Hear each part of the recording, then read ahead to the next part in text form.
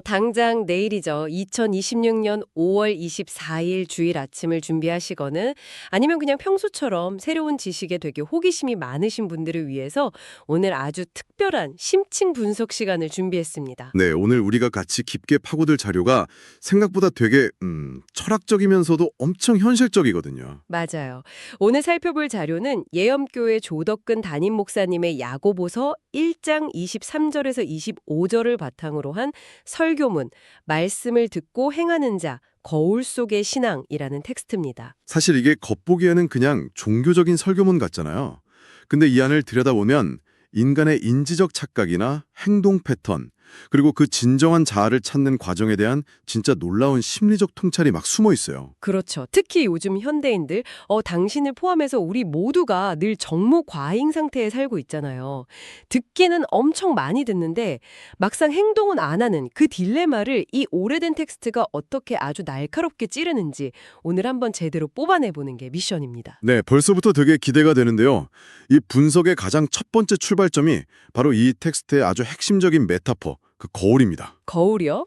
우리가 매일 아침 세수하면서 화장실에서 보는 그 거울 말씀하시는 거죠? 맞아요. 누구나 매일 보는 그 엄청 친숙한 물건이잖아요.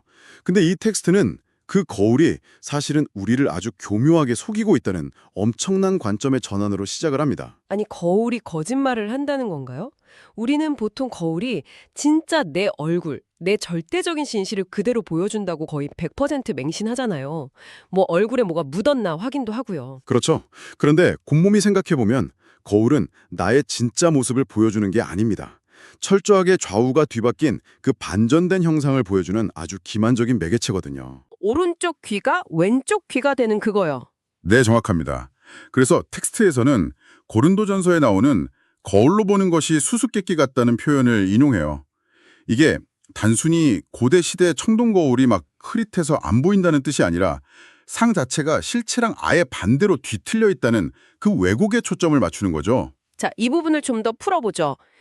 약간 막 놀이공원 가면 있는 왜곡 거울 있잖아요. 펀하우스 미러라고 부르는 거요. 아, 네. 그 볼록 거울이나 오목 거울 말씀이시죠? 맞아요. 거기 비친 우스꽝스럽고 막 다리가 비정상적으로 길어 보이는 모습을 보고 와, 이게 내 진짜 몸매구나.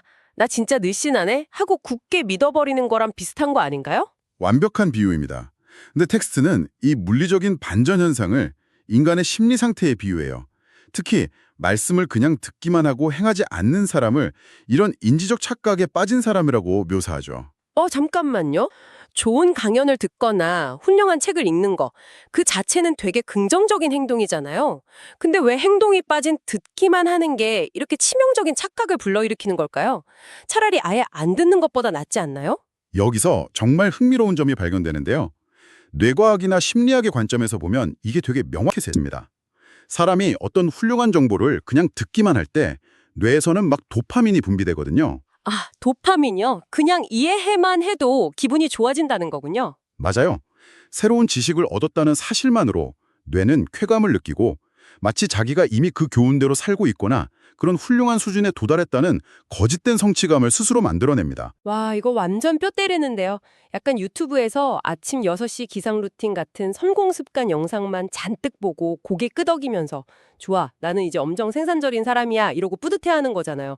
정작 다음날 아침 8시까지 자면서 말이죠. 네, 뇌가 스스로를 완벽하게 속이는 겁니다. 머릿속에 이상적인 개념, 즉 거울에 비친 그 뒤틀린 가짜상을 진짜 나라고 착각해버리는 거죠. 오, 진짜 소름 돋네요. 더 치명적인 건 이 사람이 그 거울 앞을 떠날 때 발생합니다. 가짜상을 진짜라고 맹신했으니까 막상 일상으로 돌아가면 자기가 원래 어떤 결함을 가진 존재였는지 그 진짜 본 모습을 곧바로 하얗게 망각해버리거든요. 진짜 내 모습을 까먹어버린다는 거군요. 네, 텍스트는 이것을 인지적 맹인 상태라고 부릅니다. 행동이 수반되지 않은 지식의 습득은 결국 이렇게 고도화된 자기 기만으로 끝난다는 통찰이죠. 지식이 오히려 나를 속이는 기만의 도구가 된다는 진짜 서늘합니다. 우리도 매일 정보의 홍수 속에서 이렇게 스스로를 속이고 있는 건 아닌지 돌아보게 되네요. 그렇다면 이렇게 나를 기만하는 가짜 거울을 확 깨버리고 진짜 내 모습을 똑바로 직시하려면 대체 뭘 봐야 하는 건가요? 텍스트는 그 유일한 대안으로 온전한 율법을 들여다보는 것을 제시합니다. 여기서부터 진짜 흥미로워지는데요. 솔직히 이 대목에서 저도 약간 멈칫했거든요. 보통 율법이나 법이라고 하면 엄청 차갑고 깐깐한 느낌이잖아요. 막 이거 지켜라, 안 지키면 처벌한다 이런 거요. 그렇죠. 보통은 법하면 과속딱지 떼는 무서운 경찰관부터 떠오르니까요. 맞아요. 근데 이 차가운 법조문을 들여다보는 게 어떻게 가짜 거울을 깨는 해결책이 될 수 있다는 거죠. 그게 바로 현대인들이 흔히 빠지는 아주 큰 오해입니다. 이 자료는 율법을 그냥 행동규칙의 나열로 보는 편견을 완전히 산산조각 내버려요. 여기서 말하는 온전한 율법은 차가운 법률 조문이 아니라 그것을 제정한 신의 성품, 즉 사랑 그 자체와 완전히 똑같은 말이라는 게 이 분석의 핵심입니다. 율법이 곧 사랑이라고요? 아니, 보통 법이랑 사랑은 반대말 아닌가요? 법은 잘못을 들추어내서 벌 주는 거고, 사랑은 그 잘못을 약간 눈 감아주고 품어주는 건데, 이 둘이 어떻게 동시에 공존해서 사람을 움직이게 만들죠? 이것을 심리적인 동기부여 메커니즘으로 더 큰 그림과 연결해 본다면 답이 나옵니다. 율법이라는 거울을 보면 우리는 엄청난 엄격함을 마주하게 돼요. 내 삶이 얼마나 망가져 있는지, 남을 시기하는 내 본성이 얼마나 그 완벽한 기준에 미달하는지를 아주 적나라하게 보여주죠. 그렇게 내 비참한 실상을 뼈저리게 비춰주면 과연 그걸 계속 보고 싶어 할까요? 체중계 올라갔는데 몸무게가 감당 안 되게 충격적이면 다이어트를 하는 게 아니라 오히려 막 자포자기하고 야식시켜 먹어버리잖아요. 완벽한 기준 앞에서는 그냥 공포감에 짓눌려 버리지 않나요? 바로 그 지점입니다. 엄격한 그 자체만으로는 사람을 결코 변화시킬 수 없어요. 압도적인 정죄감은 자발적인 동력이 될 수 없으니까요. 그런데 텍스트가 말하는 온전한 율법은 그 비참함을 보여주는 동시에 그 거대한 결함을 다 덮어버리는 무한한 수용과 사랑을 함께 보여준다는 역설이 있습니다. 그러니까 엄격한 기준 뒤에 사랑이 버티고 있다는 거군요. 네, 심리학 용어로 빌리자면 완벽한 심리적 안정감을 제공하는 겁니다. 나의 가장 수치스러운 모습을 들켰는데도 존재 자체가 거부당하지 않고 철저히 수용받는다는 그 감각이죠. 뭔지 알 것 같아요. 나를 진심으로 아끼는 엄청 엄격한 코치님 같은 거네요. 내 약점을 뼈아프게 지적하는데 그게 나를 망가뜨리려는 게 아니라 진짜 나를 성장시키려고 한다는 걸 아니까 그 아픈 피드백을 받아들일 수 있는 거잖아요. 정확합니다. 그 안전감이 확보될 때 비로소 인간은 웅크렸던 방어 기제를 탁 내려놓고 절망을 뚫고 나와서 진짜 행동이라는 발걸음을 내디딜 수 있게 되는 겁니다. 야, 이제 퍼즐이 싹 맞춰지네요. 내 한계를 완전 인정하게 만들면서도 절대로 나를 포기하지 않게 만드는 그런 든든한 안전망에 깔려있다는 거군요. 그럼 이렇게 입체적인 거울 앞에서 동기를 부여받아서 자, 드디어 내가 어떤 행동을 시작했다고 한번 가정해보죠. 이 다음 전개가 또 우리의 상식을 완전히 뒤집어 버리더라고요. 네, 맞아요. 이 자료는 우리가 율법을 지키고 실천하는 행동의 결과로 오히려 참된 자유가 주어진다고 선언하거든요. 솔직히 저 이 부분도 한 번에 납득이 안 갔어요. 어떤 규칙을 지키고 그 말씀대로 막 살려고 노력하는 건 결국 내 욕망을 막 억누르고 무한가에 얽매이는 거잖아요. 근데 그게 어떻게 저한테 자유를 주나요? 현대사회가 생각하는 자유, 그러니까 내가 하고 싶은 대로 다 내 맘대로 하는 게 자유다. 이런 기준에서 보면 당연히 구석처럼 보이고 모순처럼 들리죠. 하지만 텍스트는 전혀 다른 차원의 자유를 이야기합니다. 진짜 우리 자유를 빼앗아가는 순간은 규칙을 지킬 때가 아니라 아까 우리가 얘기했던 거 듣기만 하고 행하지 않을 때라는 거죠. 듣기만 하는 게 오히려 나를 가둔다는 건가요? 네, 자료에서는 이런 상태를 부분의 감옥이라는 아주 시적이고 강력한 표현으로 묘사합니다. 예를 들어 형제를 사랑하라는 말을 머리로만 백날 이해하는 사람은 넓은 생명을 사는 게 아니라 사랑이라는 그 좁은 개념의 감옥에 갇힌 되게 편협한 사람인 거죠. 부분의 감옥. 이 부분에서 저는 딱 수영이 떠올랐어요. 수영하는 법에 대한 엄청난 베스트셀러를 막 100번 읽고 부력이 어떻게 작용하는지 과학적으로 달달 외운다고 쳐보죠. 머릿속으로는 이미 자유형 호흡법, 발차기 타이밍 완벽하게 알아요. 그래서 자기가 수영 마스터라고 착각을 하는 거죠. 네, 그렇죠. 근데 막상 진짜 물에는 한 번도 들어가 본 적이 없단 말이에요. 이 사람은 수영이라는 개념의 감옥에 갇혀 있는 거잖아요. 정작 물에 빠지면 그냥 허우적대다가 가라앉을 텐데요. 와, 아주 적절하고 생생한 비유네요. 행동하지 않는 지식이 얼마나 무력한지를 정확하게 짚어주셨어요. 직접 물에 풍덩 뛰어들어서 코에 물도 막 들어가 보고 캑캑거리고 온몸에 힘을 뺐을 때 비로소 그 물에 둥둥 뜨는 낯선 감각을 겪어봐야 되잖아요. 그래야 수영이라는 행위의 전체 모습, 즉 전모를 깨닫게 되는 거죠. 물 밖에 서서 책만 읽는 사람은 물 속에서 앞으로 나아가는 그 진짜 자유를 평생 모르는 거고요. 전적으로 동의합니다. 텍스트가 말하는 핵심이 정확히 그거예요. 행동이라는 것은 머릿속에 죽어있는 활자나 개념을 진짜 살아 숨쉬는 생명으로 팡 하고 폭발시키는 유일한 스위치거든요. 지식은 내가 직접 행동으로 번역할 때만 그 생명의 전모를 드러냅니다. 아, 행동이 생명의 스위치다. 진짜 멋진 철학적 통찰이네요. 규칙을 지키는 게 구속이 아니라 생명을 누리는 통로가 되는 거군요. 자, 그러면 이제 가장 근본적이고 좀 까다로운 마지막 단계로 넘어가 보겠습니다. 이 모든 실천과 자유의 여정 끝에는 도대체 뭐가 기다리고 있을까요? 텍스트는 이 끝에 복이 있다고 말합니다. 네, 근데 지금까지 우리 논의 흐름상 여기서 말하는 복이 뭐 말 잘 들었으니까 보너스로 돈 많이 벌게 해주겠다. 이런 1차원적인 의미는 절대 아니겠죠. 당연하죠. 성경이 말하는 가장 근원적인 복은 소유가 많아지는 게 아니라 복의 근원인 신과 온전히 연결되어서 동행하는 상태 그 자체를 말합니다. 아까 행동하지 않는 건 가짜 거울에 속아서 자기를 망각하는 거라고 했잖아요. 네, 인지적 맹인이 된다고 하셨죠? 즉 행동하지 않는 상태는 하나님이 없는 상태, 신과의 단절을 의미해요. 그 결과는 결국 나약하고 유한한 나 혼자만의 힘으로 이 험난하고 무서운 삶을 외롭게 다 버텨내야 한다는 뜻인데 텍스트는 이것을 진정한 의미의 저주로 암시하고 있죠. 행함이 없으면 하나님과 동행하는 것도 없고 결국 저주다. 그런데 전문가님, 여기서 우리 엄청난 논리적 모순, 아니 완전 거대한 벽에 부딪히게 되거든요.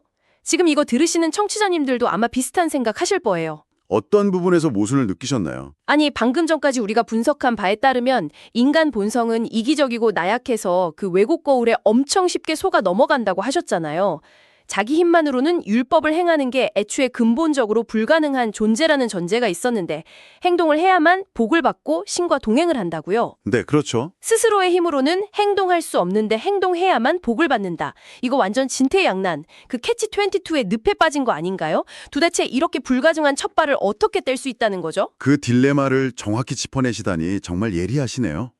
사실 이 부분이 종교 철학적으로나 심리학적으로 가장 심오한 대목이고 오늘 자료의 진짜 하이라이트입니다. 진짜 이 모순을 어떻게 푸는지 너무 궁금해요. 텍스트는 결코 우리에게 막 완벽한 능력이나 엄청난 위지력으로 율법을 100%다 실천해내라고 강요하는 게 아닙니다. 이 모순을 해결하는 열쇠는 바로 자신의 무능함을 철저하게 인정하는 태도, 즉 항복의 심리학에 있어요. 그리고 그 항복의 순간 이루어지는 신적 개입의 욕설이죠. 항복의 심리학이요? 내 무능함을 인정하는 게 어떻게 실천의 첫걸음이 될 수 있나요? 보통 내가 무능하다고 느끼면 그냥 다 포기해버리지 않나요? 알코올 중독이나 되게 깊은 우울증 치료의 첫 단계를 떠올려 보시면 이해가 좀 빠를 겁니다. 진짜 치료의 첫걸음은 나는 내 힘으로 이 병을 도저히 이겨낼 수 없다는 그 철저한 무력감의 인정에서부터 시작되거든요. 역설적이게도 내 의지로 모든 걸 다 통제하고 내가 완벽해져야 한다는 그 강박을 확 내려놓을 때 비로소 외부의 도움을 온전히 받아들일 수 있는 공간이 생깁니다. 아, 내가 다 할 수 있다는 오만을 버려야 누군가 들어올 자리가 생긴다는 거군요. 텍스트의 맥락도 정확히 이렇습니다. 내 안에는 완벽하게 선을 행할 능력이 아예 없다는 걸 쿨하게 인정하고 앞서 우리가 이야기했던 그 나를 조건 없이 용납해주는 거대한 사랑에 온전히 기대어서 일단 아주 작고 초라하더라도 한 발을 그냥 툭 내딛는 거예요. 완벽해야 한다는 압박감을 다 버리고 내가 가다가 넘어지더라도 나를 잡아줄 그 거대한 수용성을 믿고 일단 움직여보는 거네요. 맞습니다. 근데 진짜 놀라운 건 바로 그 취약성을 그대로 안고 발을 내딛는 순종의 찰나에 인간의 그 되게 연약한 행위 위로 외부의 능력, 즉 하나님의 능력이 확 겹쳐진다는 게 이 텍스트의 설명입니다. 와, 내 초라한 행동 위에 신의 능력이 겹쳐진다고요? 완벽하게 뭔가를 해내서 그 대가로 보상을 받는 게 아니에요. 무능함을 뻔히 안고서도 무언가 실천해보려고 용기 내서 문을 딱 여는 그 순간 신이 그 문틈 사이로 훅 대입해서 당신의 삶에 들어오고 불가능해 보였던 변화를 그때부터 함께 만들어간다는 뜻이죠. 인간의 그 나약한 취약성이 오히려 초월적인 능력이 작동하는 통로가 되는 셈입니다. 진짜 소름이 돋을 정도로 아름다운 메커니즘이네요. 결국 실천이라는 건 내가 얼마나 도덕적으로 훌륭하고 의지력이 강한지 막 증명해내는 테스트가 아니었군요. 내 힘의 한계를 솔직하게 인정하면서 외부의 능력이 내 삶으로 들어오도록 기꺼이 문을 열어주는 일종의 초대장이었던 거네요. 정확합니다. 그 작고 불완전하지만 진실된 실천의 문을 열 때 비로소 우리를 속이던 그 거울의 환상이 와장창 깨지고 신과 동행하는 참된 자유의 영토로 넘어가게 된다는 겁니다. 완벽함이 아니라 방향을 향해 내딛는 그 작은 행동만이 유일한 열쇠라는 거죠. 야, 오늘 우리 심층 분석 여정을 쫙 돌아보니까 진짜 깊고 먼 곳까지 온 것 같습니다. 머리로만 다 이해했다고 착각하며 뇌를 속이는 거울의 기만에서 빠져나와서 나의 비참함을 찌르는 동시에 무한히 안아주는 그 율법과 사랑이라는 이체적 거울 앞에 서는 거? 네. 그리고 아는 것에만 갇혀있는 부분의 감옥을 부수고 두려움을 아는 채 물속으로 직접 풍덩 뛰어들어서 생명의 전모를 경험하는 거죠. 마지막으로 나의 한계랑 무능함을 인정하고 내딛는 그 작은 발걸음 위에 신의 능력이 겹쳐지는 그 엄청난 역설까지. 진짜 이 철학적이고 심리적인 통찰들은 종교적 텍스트를 훌쩍 넘어서 지금 우리 삶에 아주 깊은 곳을 찌르고 있는 것 같아요. 완전 동의합니다. 매일같이 수많은 정보를 스크랩하고 유튜브 보면서 인사이트 얻는다고 뇌를 만족시키지만 정작 살면서는 단 한 가지도 실천하지 못하고 있는 우리의 무기력한 일상에 이보다 더 강력한 경중이 있을까 싶어요. 아는 게 내가 아니라 오직 행하는 것만이 내가 진짜 누구인지를 증명한다는 사실을 진짜 무겁게 받아들여야 할 것 같습니다. 자, 이쯤에서 오늘 우리가 나눈 이 깊은 이야기들이 그냥 또 다른 지식, 추상적인 개념으로만 머릿속에 남지 않게 하기 위해서 마지막으로 우리 청취자 여러분 스스로에게 아주 실질적이고 도발적인 질문을 하나 던져보고 싶습니다. 오, 좋습니다. 어떤 질문일까요? 오늘 우리가 다룬 텍스트가 엄격함과 사랑이 공존하는 시선으로 당신의 진짜 가치를 비춰주는 단 하나의 진짜 거울을 제시했다면요.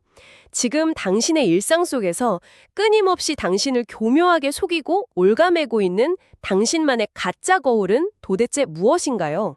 묵직한 질문이네요. 그 가짜 거울이 직장 상사나 타인의 차가운 평가일 수도 있겠고요. 맞아요. 아니면 소셜미디어에 찍히는 좋아요 숫자나 계속 남들이랑 비교하면서 스스로 만들어낸 헛된 이미지일 수도 있겠죠. 어쩌면 스스로를 막 갉아먹고 있는 숨막힘의 완벽주의일 수도 있고요. 진짜 뼈 아프네요.